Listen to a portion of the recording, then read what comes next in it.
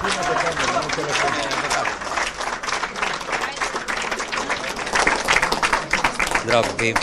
Доктор Јовчев, очекувавте ваква подршка?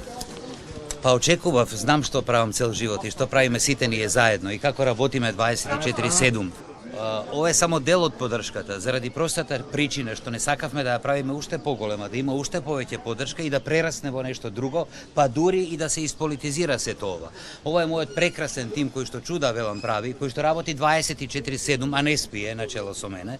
Овде се некои од нашите пациенти на кои што се направени многу големи операции и многу други се јавија, пациенти, колеги, пензионирани доктори, пензионери, околу 1300 сакаат да дојдат, рековме да не доаѓате.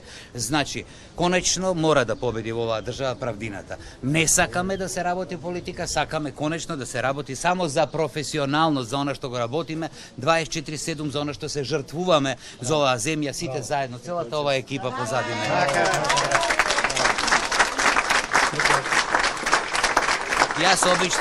Јас обично кога давам изјави не читам. Јас обично кога предавам студенти не читам, но јас би сакал неколку збора да прочитам кои што ми се сугерирани од моите колеги кои што заедно ги напишавме.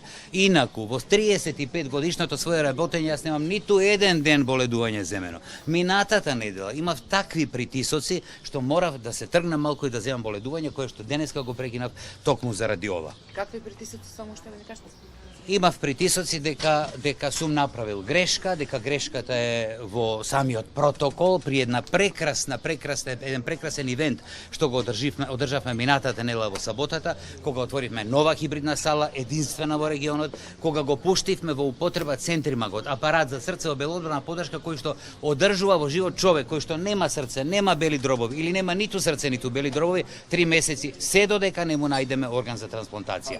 Имавме прекрасен ивент, ги повикавме сите, меѓутоа ете се случи што се случи. Еве сега сакам да прочитам. Што се случи? Се случи тоа да беа уредно поканети сите, едноставно министерот за здравство не дојде, сметајќи дека нешто касно е дадена поканата, дека порано е дадена на премиерот. Јас не можев тука да се мешам, тоа е влада, они решаваат помеѓу себе и на крајот јас се најдов некаде во средината, за да на крајот ете испаднам жртва, не испаднам само ја жртва, испадне жртва кардиохирургијата, не кардиохирургијата. Се што се прави ново, се што се прави модерно, ова ултрамодерна клиника, не тоа. Даваме лоша лекција на сите млади после нас.